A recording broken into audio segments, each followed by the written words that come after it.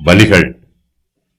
அப்பொழுது ராஜாவாகிய எசேக்கியா காலமே எழுந்திருந்து நகரத்தின் பிரபுக்களை கூட்டிக் கொண்டு கர்த்தரின் ஆலயத்திற்கு போனான். அப்பொழுது ராஜ்யபாரத்திற்காகவும் பரிசுத்த ஸ்தலத்திற்காகவும் யூதாவுக்காகவும் 7 காளைகளையும் 7 ஆட்டுக்கடாக்களையும் 7 ஆட்டுக்குட்டிகளையும் 7 வெள்ளாட்டு கடாக்களையும் பாவ நிவாரண பலியாக கொண்டு வந்தார்கள். அவைகளை கர்த்தருடைய பலிபீடத்தின் மேல் பலியிடுங்கள் என்று அவன் ஆசாரியராகிய ஆரோனின் புத்திரருக்கு சொன்னான். அப்படியே ஆசாரியர் காளைகளை அடித்து அந்த இரத்தத்தை பிடித்து பலிபீடத்தின் மேல் தெளித்தார்கள். ஆட்டுக்கடாக்களை அடித்து அவைகளின் இரத்தத்தை பலிபீடத்தின் மேல் தெளித்தார்கள். ஆட்டுக்குட்டிகளையும் அடித்து அவைகளின் இரத்தத்தையும் பலிபீடத்தின் மேல் தெளித்தார்கள். பிற்பாடு பாவ நிவாரண பலிக்கான வெள்ளாட்டு கடாக்களை ராஜாவுக்கும் சபையாருக்கு முன்பாக கொண்டு வந்தார்கள். அவைகள் மேல் அவர்கள் தங்கள் கைகளை வைத்தார்கள். இஸ்ரவேல் அனைத்திற்காகவும் சர்வாங்க தகன பலியையும் பாவ நிவாரண பலியையும் செலுத்துங்கள் என்று ராஜா சொல்லியிருந்தான். ஆதலால் ஆசாரியர் அவைகளை அடித்து இஸ்ரவேல் அனைத்திற்கும் பாவ நிவர்த்தி உண்டாக்க அவைகளின் இரத்தத்தால் பலிபீடத்தின் மேல் பிராயச்சித்தம் செய்தார்கள். அவன் தாவீதும் ராஜாவின் ஞானதிருஷ்டிக்காரனாகிய காத்தும் தீர்க்கதரிசியாகிய நாத்தானும் கற்பித்தபடியே கைத்தாளங்களையும் தம்புர்களையும் சுர மண்டலங்களையும் வாசிக்கிற லேவியரை கர்த்தருடைய ஆலயத்திலே நிறுத்தினான். இப்படி செய்ய வேண்டும் என்கிற கற்பனை கர்த்தரால் அவருடைய தீர்க்கதரிசிகளை கொண்டு உண்டாயிருந்தது. அப்படியே லேவியர் தாவீதின் கீத வாத்தியங்களையும் ஆசாரியர் பூரிகைகளையும் பிடித்து நின்றார்கள். அப்பொழுது எசேக்கியா சர்வாங்க தகன பலிகளை பலிபீடத்தின் மேல் செலுத்த கட்டளையிட்டான். அதை செலுத்த துவக்கின நேரத்தில் கர்த்தரை துதிக்கும் கீதமும் பூரிகைகளும் இஸ்ரவேல் ராஜாவாகிய தாவீது ஏற்படுத்தின கீத வாத்தியங்களும் முழங்கத் தொடங்கினது. கீதத்தை பாடி பூரிகைகளை ஊதிக்கொண்டிருக்கையில் சர்வாங்க தகன பலியை செலுத்தி தீர்மட்டும் சபையார் எல்லாரும் பணிந்து கொண்டிருந்தார்கள். பலியிட்டு தீர்ந்தபோது ராஜாவும் அவனோடு இருந்த அனைவரும் தலை குனிந்து பணிந்து கொண்டார்கள்.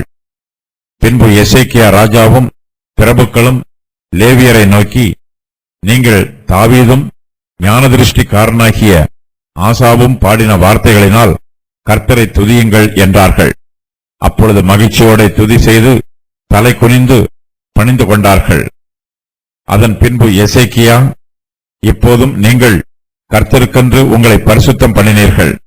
ஆகையால் கிட்ட வந்து கர்த்தருடைய ஆலயத்திற்கு தகன பலிகளையும் ஸ்தோத்திர பலிகளையும் கொண்டு வாருங்கள் என்றான். அப்பொழுது சபையார் தகன பலிகளையும் ஸ்தோத்திர பலிகளையும் இஷ்டமுள்ளவர்களெல்லாம் சர்வாங்க தகன பலிகளையும் கொண்டு வந்தார்கள். சபையார் கொண்டு வந்த சர்வாங்க தகன பலிகளின் தொகை 70 காளைகளும் 100 ஆட்டுக்குட்டிகளுமே 200 ஆட்டுக்குட்டிகளுமே. இவைகளெல்லாம் கர்த்தருக்கு சர்வாங்க தகனமாயின. 600 காளைகளும் 3000 ஆடுகளும் பிரதிஷ்டையாக்கப்பட்டது. ஆனாலும் ஆசாரியர்கள் கொஞ்சம் பேரானதினால் அவர்களால் அந்த சர்வாங்க தகனமான ஜீவன்களையெல்லாம் அடித்து தோலுரிக்க முடியாதிருந்தது.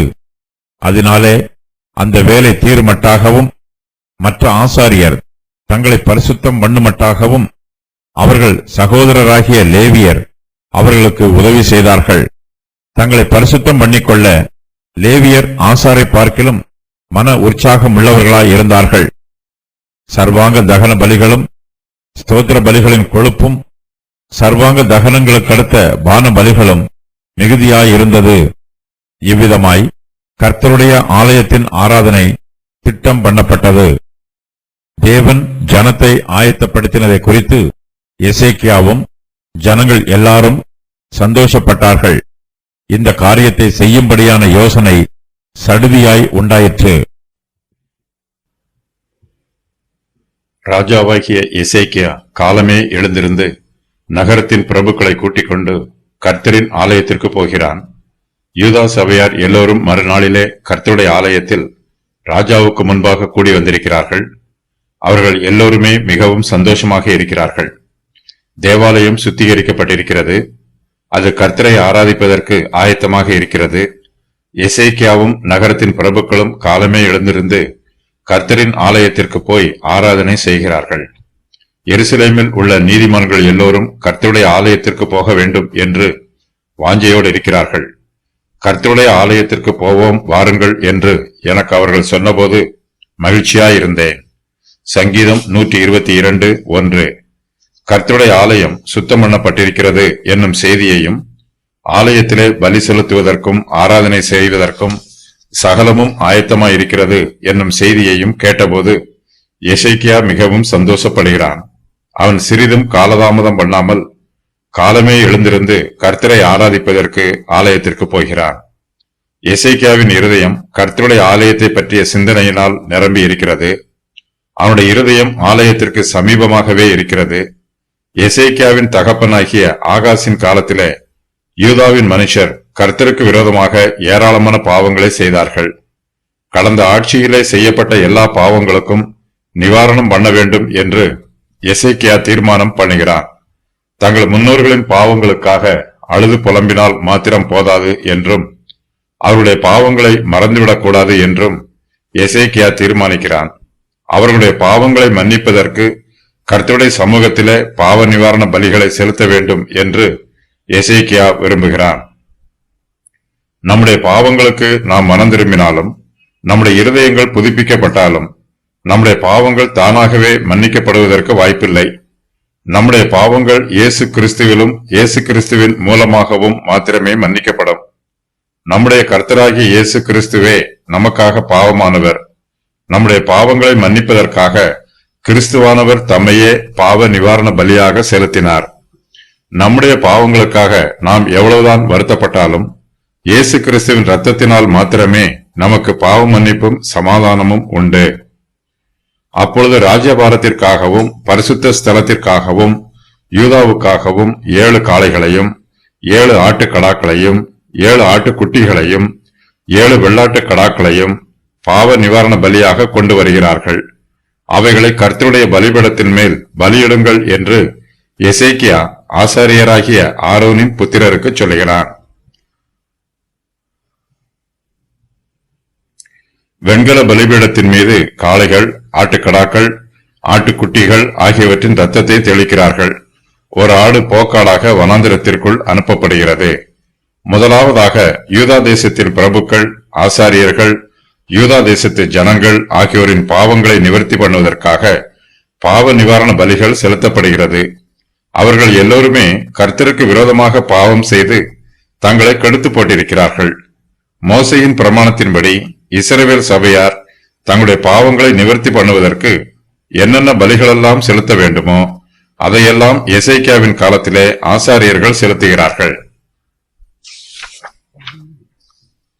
இஸ்ரவேல் சபையார் எல்லோரும் அறியாமையினால் பாவம் செய்து காரியம் தங்கள் கண்களுக்கு மறைவாய் இருக்கிறதினால் கர்த்தருடைய கட்டளைகளில் யாதொன்றை மீறி செய்யத்தகாததை செய்து பாவத்துக்கு உட்பட்டு குற்றவாளிகளானால் அவர்கள் செய்த பாவம் தெரிய வரும்போது சபையார் அந்த பாவத்து நிமித்தம் ஒரு இளம் காளையை ஆசரிப்பு கூடாரத்துக்கு முன்பாக பலியிட கொண்டு வர வேண்டும்.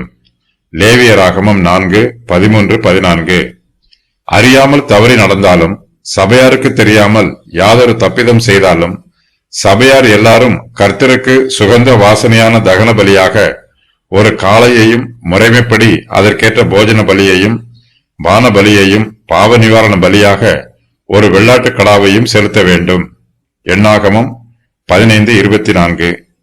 அதனால் ஆசாரியன் இஸ்ரவேல் புத்திரரின் சபை அனைத்திற்காகவும் பாவ நிவர்த்தி செய்ய கடவன். அது அறியாமையினால் செய்யப்பட்டபடியாலும் அது நிமித்தம் அவர்கள் கர்த்தருக்கு தகன பலியையும் பாவ நிவாரண பலியையும் கர்த்தருடைய சந்நிதியில் கொண்டு வந்ததினாலும் அது அவர்களுக்கு மன்னிக்கப்படும். யூதா தேசத்தார் எல்லோருமே கர்த்தருக்கு விரோதமாக பாவம் செய்திருக்கிறார்கள். ஆகையினால் கர்த்தருடைய நியாய தீர்ப்பு யூதா தேசத்தின் மீது மொத்தமாக வந்திருக்கிறது. ஆகையினால் யூதா தேசம் முழுவதும் தங்கள் பாவங்களுக்கு மனம் திரும்ப வேண்டும். தேசம் முழுவதும் சுத்திகரிக்கப்பட வேண்டும். நம் ஒவ்வொருவருடைய பாவமும் மன்னிக்கப்படுவதற்கு நாம் இயேசு கிறிஸ்துவின் பலி மரணத்தையே சார்ந்திருக்கிறோம். ஒரு தேசத்தின் பாவங்கள் மன்னிக்கப்பட வேண்டும் என்றால் அதுவும் இயேசு கிறிஸ்துவின் பலி மரணத்தினால் மாத்திரமே சாத்தியமாகும். நம்முடைய கர்த்தராகிய இயேசு கிறிஸ்து உலக இரட்சகராய் இருக்கிறார். அவரே முழு உலகத்தின் பாவங்களையும் சுமந்து தீர்க்கிற தேவ ஆட்டுக்குட்டியாய் இருக்கிறார். இயேசு கிறிஸ்துவின் பலிமரணம் நம் எல்லோருடைய பாவங்களையும் நீக்கும் மிகப்பெரிய பதிலீடாக இருக்கிறது.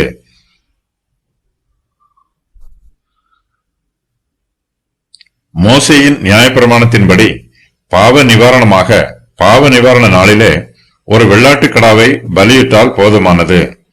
பின்பு ஜனத்தினுடைய பாவ நிவாரண பலியான வெள்ளாட்டுக்கடாவை அவன் கொன்று அதன் இரத்தத்தை திரைக்கு உட்புறமாக கொண்டு வந்து காளையின் இரத்தத்தை தெளித்தது போல அதன் இரத்தத்தையும் கிருபாசனத்தின் மேலும் அதற்கு முன்பாகவும் தெளித்து இஸ்ரவேல் புத்திரருடைய தீட்டுகளின் நிமித்தமும் அவர்களுடைய சகல பாவங்களினாலும் உண்டான அவருடைய மீறுதல்களின் நிமித்தமும் பரிசுத்த ஸ்தலத்திற்காக பிராயச்சித்தம் செய்து அவர்களிடத்தில் அவருடைய தீட்டுகளுக்குள்ளே நிற்கிற ஆசரிப்பு கூடாரத்துக்காகவும் அப்படியே செய்ய கடவன்.